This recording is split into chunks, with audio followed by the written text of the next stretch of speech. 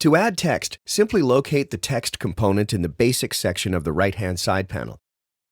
Drag and drop it on the canvas. It already comes in text editing mode, so all you need to do is type in your desired text. Press Escape to confirm. To change it again, just double-click on the text on the canvas.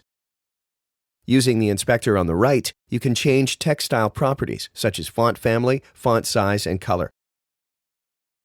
Another way to add text is by pressing T on your keyboard and clicking on the position of the canvas where you want it to be added.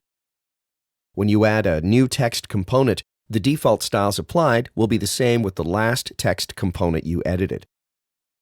You can also select part of the text and apply changes only on that part. Most UI components, such as buttons, contain editable text. You can add text even on simple components like rectangles and ovals by double-clicking. You can edit the text styles like we did earlier using the inspector on the right.